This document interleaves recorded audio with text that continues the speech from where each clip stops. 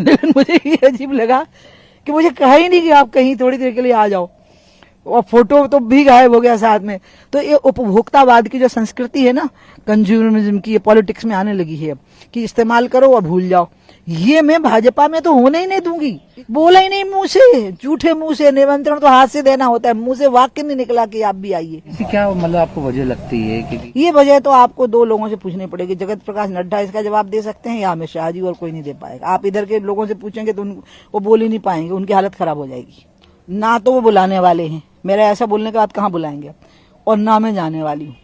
और मोदी जी जब आएंगे 25 तारीख को, तो मैं भगवान से प्रार्थना करूंगी कि मोदी जी की सभा बहुत अच्छी हो और यहाँ भाजपा की सरकार बने। लेकिन अब मैं 25 तारीख तक तो किसी भी कार्यक्रम में भागीदारी नहीं करूंगी। इसलिए मैं बोल पड़ी हूँ कि इनके बनाए ना बनूंगी, ना इनके मिटाए मिटूंगी।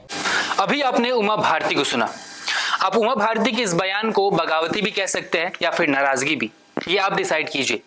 लेकिन क्या आप जानते हैं, उमा भारती को हमेशा से ही बीजेपी में एक वोकल लीडर और एक बोलने वाला तेज तर्रार लीडर के तौर पे देखा जाता रहा है। उमा भारती वही शख्स है जिन्होंने 2003 में उस वक्त के बीजेपी के हाई कमांड नेता, हैवीवेट नेता लाल कृष्ण आडवाणी को बीच में, मीडिया के बीच में सबके सामने धमकी दे डाली थी।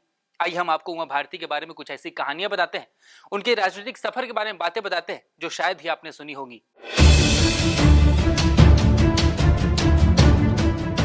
अयोध्या के राम मंदिर आंदोलन की उपज उमा भारती एक समय बीजेपी की टॉप नेताओं में शामिल थी।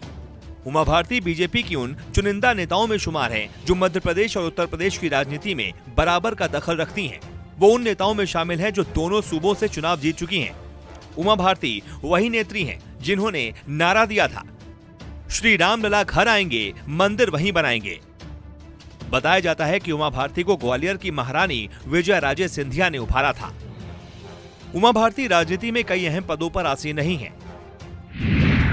साल 1988 में वो एमपी की बीजेपी की उपाध्यक्ष रहीं, जबकि 1989 में खजुराहो से सांसद बनी। 1990 में कृषि मंत्रालय में परामर्श समिति के सदस्य बनी। 1991 में खजुराहो से फिर सांसद बनी। साल 1991 से 93 के बीच पीएएसी की सदस्य बनी। 1993 में भाजयुमो की अध्यक्ष बनी। 1996 में खजुराहो से फिर सांसद बनी। 1996-97 में विज्ञान और प्रौद्योगिकी, वन एवं पर्यावरण समिति के सदस्य बनी। 1998 में खजुराहो से सांसद बनी। 1998-99 में कैबिनेट राज्य मंत्री, मानव संसाधन विकास मंत्रालय बनी। फिर 1999 में भोपाल से सांसद रही। इसके अलावा 13 अक्टूबर 1999 से 2 फरवरी 2000 तक कैबिनेट राज्य मंत्री स्वतंत्र प्रभार, साल 2000 से 2002 तक कैबिनेट मंत्री, 2002 से 2003 तक कैबिनेट मंत्री, कोयला खदान मंत्री रहीं। साल 2003 में उमा भारती ने मध्य प्रदेश में तत्कालीन दिग्विजय सिंह की कांग्रेस सरकार के खिलाफ हुंकार भरी और फिर वो सत्ता के शीर्ष पायदान तक जा पहुंची। उन्हें मलहरा सीट से विधायक चुना गया था। हालांकि उनका कार्यकाल काफी छोटा रहा और 8 महीने बाद ही उन्हें सीएम की कुर्सी छोड़नी पड़ी। कुर्सी छोड़ने के पीछे का कारण बताया गया 1994 का हुबली मामला। इस मामले में उनके खिलाफ एक गैर जमानती वारंट जारी किया गया था, जिसके कारण उन्हें कुर्सी छोड़नी पड़ी। उनकी कुर्सी छोड़ने का फैसला हाई कमांड से आया था, तो उमा भारती को वो फैसला रास नहीं आया।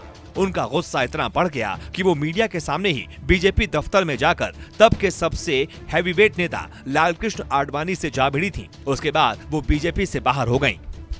बीजेपी से बाहर होने के बाद उमा भारती ने अपनी एक पार्टी बनाई। उन्होंने अपनी पार्टी का नाम भारतीय जनशक्ति पार्टी रखा था, लेकिन उनकी ये पार्टी चल नहीं पाई। पार्टी का हाल बेहाल हुआ और उनकी एक बार फिर से बीजेपी में वापसी हो गई। बीजेपी में वापसी के बाद 2014 में उन्हें नदी विकास और गंगा सफाई मंत्री जैसे अहम पद की जिम्मेदारी सौंपी गई। आपको बता दें, उमा भारती ने शादी नहीं की है, लेकिन उमा भारती ने शादी क्यों नहीं की, ये कम लोगों को ही पता है। बहुत कम लोग जानते हैं कि उमा भारती की भी एक लव स्टोरी थी। उस लव स्टोरी की चर्चा उमा भारती और गोविंदाचार्य के नाम से होती है। गोविंदाचार्य और उमा भारती अपने प्रेम प्रसंग को महान कार्य बताते रहे हैं। दोनों का कहना रहा है कि दोनों ने देश और समाज के लिए अपने प्रेम की बलि दे दी।